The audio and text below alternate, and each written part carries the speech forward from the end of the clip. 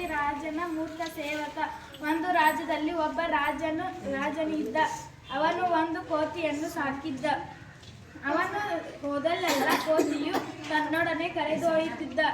ಆ ಕೋತಿ ಯಾವಾಗಲೂ ರಾಜನ ಮಲಗುವ ಕೋಣೆಯಲ್ಲಿ ಇದ್ದು ರಾಜನನ್ನು ಕಾಯುತ್ತಿತ್ತು.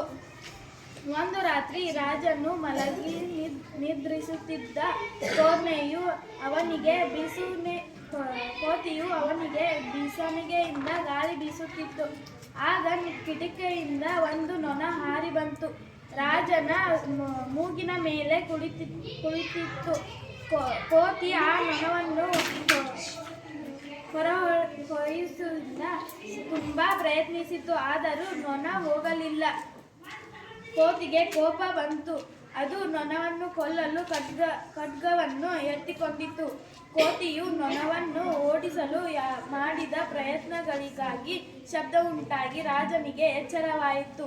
ಅವನು ಕಣ್ಣು ತೆರೆದು ನೋಡಿದ. ಖಡ್ಗವನ್ನು ಹಿಡಿದ ನೊಣವನ್ನು ಕೊಲ್ಲಲು ಸಿದ್ಧವಾಗಿರುವ ಕೋತಿ ಅವನ ಕಣ್ಣಿಗೆ ಬಿದ್ದಿತ್ತು. ಅವನು ಕೂಡಲೇ ಕೋತಿಯ ಕೈಯಿಂದ ಖಡ್ಗವನ್ನು ಕಸಿದುಕೊಂಡು ದೇವರ ದಯೆಯಿಂದ ರಾಜನ ಪ್ರಾಣ ಉಳಿಯಿತು. ತನ್ನ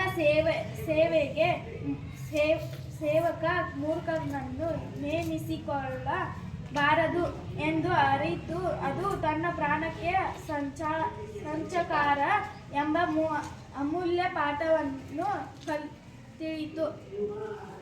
ರಾಜನು ಏನು ಸಾಕಿದ್ದನು? ಸಾಕ್ಷಕ ಕೋತಿ ಸಾಕಿದ್ದನು. ರಾಜನ ಮೂಗಿನ ಮೇಲೆ ಏನು ಕುಳಿತಿತ್ತು? ಕುಶಾಲಕ ನೊಣ ಕುಳಿತಿತ್ತು.